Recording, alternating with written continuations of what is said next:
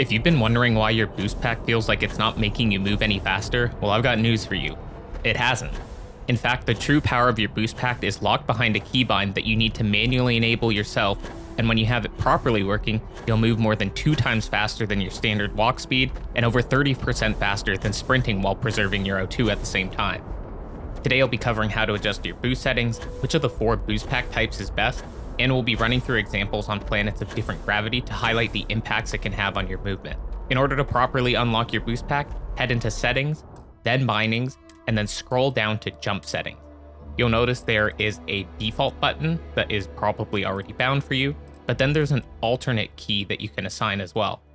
If you're on keyboard, you can bind this to whatever you have as a free key. I personally use my left alt.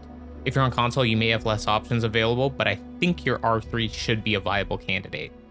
For whatever reason, when you use this alternate jump button to activate your boost pack, you get a boost that is far more horizontal than vertical, giving you way more forward momentum and allowing your character to travel significantly faster. I put a side-by-side here comparing your normal walk versus sprint versus a normal skip pack being used for boost, and then a skip pack being used with the alternate boost. You can see a pretty dramatic difference in time to completion, with the alternate skip pack time being more than 2 times faster than walking, and it's 37% faster than standard sprinting. You can imagine that after hundreds of hours of play, especially if you're somebody who explores planet surfaces a lot, that this is going to save you tons of time down the road. So now we'll look at a comparison between all 4 types of boost packs to see which one has the best horizontal potential, and then we'll take a look at their verticality and what has the best utility in general as a boost pack. So we can see from this test that the power pack is just a clear loser compared to the others, and we can see that the difference between the other 3 is pretty well negligible. So the verticality test ended up being very fascinating in terms of results. Obviously the power pack gives a lot of oomph and you get a lot of verticality out of that initial blast, but its horizontal capabilities were very bad, so it's not a very well-rounded pick. The balance pack, however, was shocking. I really didn't expect it to have so much verticality built into it, and it goes way higher than the basic or the skip pack.